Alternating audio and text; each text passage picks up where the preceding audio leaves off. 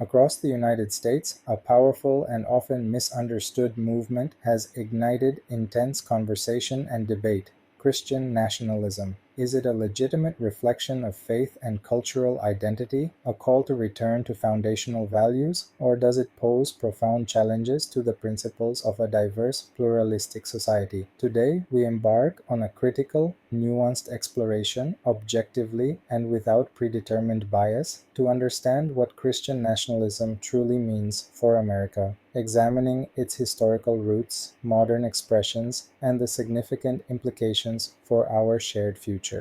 This discussion is vital for policymakers, religious leaders, and every citizen seeking to comprehend the evolving landscape of faith and politics in our nation. Christian nationalism is a multifaceted ideology that fuses Christian faith with a sense of national identity and purpose. At its core, it asserts that the United States was founded as a Christian nation and that its laws, institutions, and public life should explicitly reflect Christian values and principles. This perspective often views America's prosperity and moral standing as intrinsically linked to its adherence to a specific interpretation of Christian doctrine. Supporters frequently articulate this as a desire to restore what they perceive as America's original divinely ordained character. They argue that the nation's foundational documents and early leaders were deeply influenced by Christian thought, and that a return to these roots is essential for national well-being. For many, this is not about establishing a theocracy, but rather about ensuring that public policy and cultural norms align with what they believe are God-given moral truths. They see it as a natural expression of their faith, seeking to bring biblical principles to bear on societal issues. Critics, however, contend that Christian nationalism blurs crucial constitutional lines between church and state, raising serious questions about inclusivity, religious freedom, and the rights of non-Christians and secular citizens in a pluralistic society. They argue that imposing a singular religious identity on the nation undermines the very diversity and freedom that America purports to uphold. This perspective highlights concerns about potential marginalization and the erosion of protections for religious minorities. Understanding Christian nationalism requires recognizing it exists on a spectrum, encompassing a wide range of beliefs and actions rather than being a monolithic entity. It is a concept that demands careful definition and thoughtful analysis, particularly when considering its impact on public policy and social cohesion.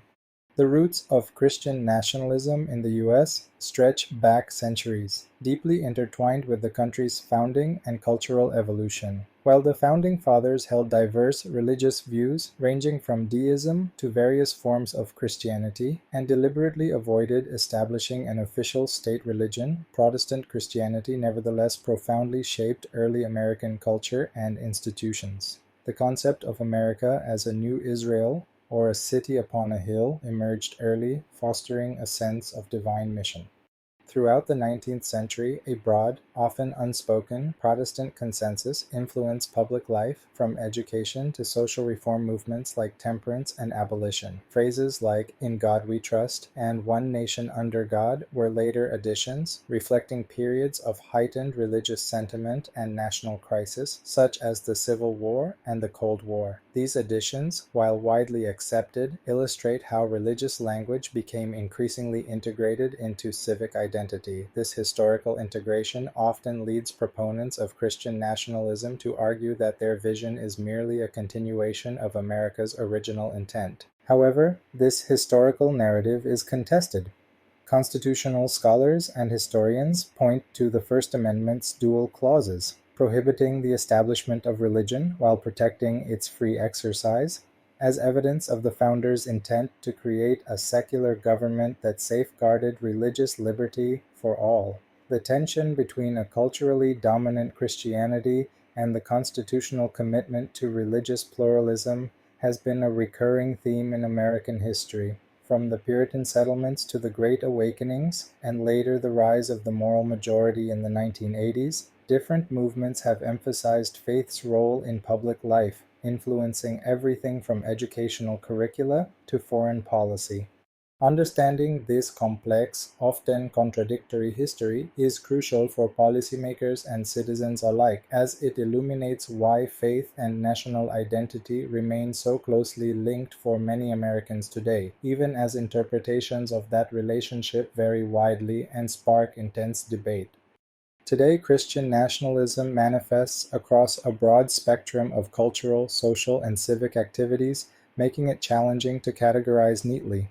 At one end, it can appear as a mild cultural Christianity, where individuals celebrate Christian holidays, appreciate the nation's Christian heritage, and believe that Christian values offer a moral compass for society. This might involve advocating for Merry Christmas over Happy Holidays, or supporting the display of religious symbols in public spaces, viewing these as expressions of cultural identity rather than attempts to impose faith. Further along the spectrum, some individuals and groups express their beliefs through more direct civic engagement and political advocacy. This includes church-based community service, faith-motivated activism on issues like religious freedom, the sanctity of life, or traditional family values. These efforts often involve lobbying lawmakers, participating in peaceful protests, or organizing voter registration drives, all rooted in a conviction that their faith calls them to shape public policy. For these groups, their actions are a moral imperative, seeking to align national laws with what they understand as divine principles. They often see themselves as defending religious liberty against perceived secular encroachment. However, the spectrum also includes more explicit forms that advocate for a formal Christian influence in government, sometimes even suggesting that only Christians should hold positions of power. This can involve rhetoric that demonizes political opponents as unchristian or calls for the nation to explicitly declare itself a Christian nation. It's crucial to recognize that this broad spectrum means that the vast majority of American Christians do not identify with or endorse the more extreme exclusionary forms of Christian nationalism. Many Christians actively oppose mixing faith with nationalism, arguing that it distorts the gospel message and undermines the constitutional separation of church and state. Policymakers must discern these distinctions carefully, understanding that not all expressions of religious conviction in the public square equate to Christian nationalism, and that diversity of thought exists even within religious communities. The conversation around Christian nationalism often sparks passionate debate, revealing deep divisions within American society and posing significant policy challenges. Supporters argue that it strengthens moral foundations, promotes social cohesion, and preserves the cultural identity they believe made America exceptional. They often express concern about the erosion of traditional values, the rise of secularism, and what they perceive as an attack on religious freedom. For them, advocating for Christian principles in public life is a defense of the nation's soul and a necessary counter to societal decline. They might point to historical periods where religious influence was more pronounced as evidence of a more virtuous society. Critics, on the other hand, voice profound concerns about potential exclusion, discrimination, and the inappropriate entanglement of religion with governmental authority. They argue that Christian nationalism marginalizes religious minorities, including Jews, Muslims, Hindus, and others, as well as non-religious Americans, creating a second-class citizenry. Constitutional scholars frequently highlight how such an ideology could undermine the First Amendment's Establishment Clause, which prevents the government from endorsing or favoring any religion. They emphasize that true religious freedom means protecting the rights of all faiths and none, not just the majority.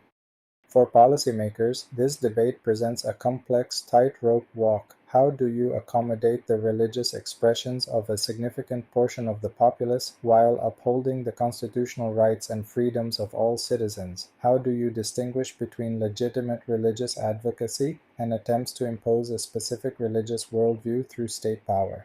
The discussion often involves interpreting legal precedents, understanding the nuances of religious liberty claims, and navigating the delicate balance required in a pluralistic democracy. It's essential to approach the topic with genuine nuance, carefully separating extreme cases and fringe groups from broader, more moderate faith expressions, and recognizing good faith disagreements about religion's proper role in public life. This requires robust policy analysis to ensure that laws and regulations protect religious freedom without establishing religious privilege.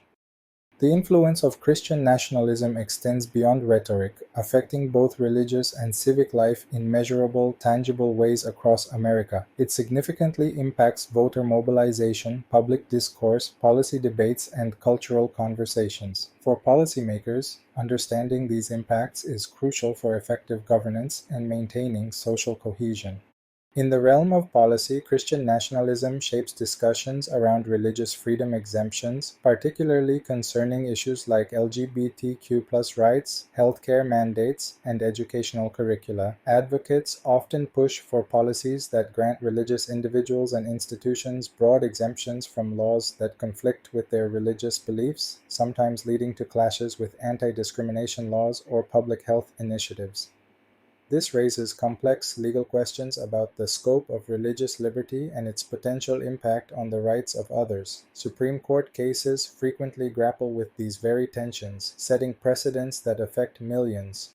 Furthermore, the ideology influences debates over public education, with calls for curriculum changes that emphasize Christian perspectives on history, science, and morality. This can lead to controversies in local school boards and state legislatures, impacting what children are taught and how diverse perspectives are represented. In the judiciary, the appointment of judges who adhere to a particular interpretation of religious law or constitutional originalism is often a key objective for those influenced by Christian nationalist thought, with long-term implications for legal interpretations and civil rights. Beyond specific policies, Christian nationalism can exacerbate political polarization, often aligning with conservative political movements and creating deeper divides along religious and secular lines. It can also challenge social cohesion by fostering an us versus them mentality, where those outside the dominant Christian nationalist framework are viewed with suspicion or as threats to national identity. For religious groups, this can strain interfaith relations and create internal divisions within denominations. For the general public, it raises fundamental questions about who belongs in America and whose values should prevail. Thoughtful policy analysis must consider these broad societal impacts, striving to protect the rights of all while fostering an inclusive and respectful public square.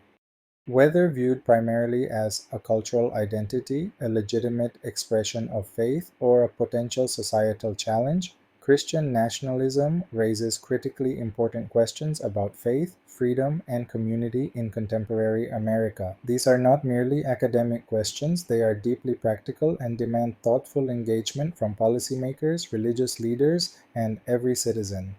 How do we honor the rich religious heritage of the United States while simultaneously respecting and protecting the profound pluralism that defines our modern nation? This involves acknowledging the historical role of Christianity without granting it exclusive privilege or imposing its tenets on those who do not share them. How do we ensure that religious freedom is genuinely protected for all, for Christians, for religious minorities, and for those with no religious belief, rather than becoming a shield for majoritarian dominance? This requires a careful balance, ensuring that the exercise of one group's religious freedom does not infringe upon the civil rights and liberties of others. Furthermore, how do we maintain a healthy, constitutionally sound separation of church and state, which safeguards both religious institutions from government interference and government from religious coercion, while still allowing faith to inform personal values and inspire civic engagement? This is the ongoing American experiment, finding ways for diverse beliefs to coexist and contribute to the common good without undermining the foundational principles of a secular government and a pluralistic society. Exploring these questions objectively, with intellectual honesty, empathy, and good faith, helps foster the dialogue and mutual understanding that are essential elements for a healthy, functioning democracy in a diverse nation. It requires a commitment to civic education, critical thinking, and a willingness to engage across differences for the sake of our shared future.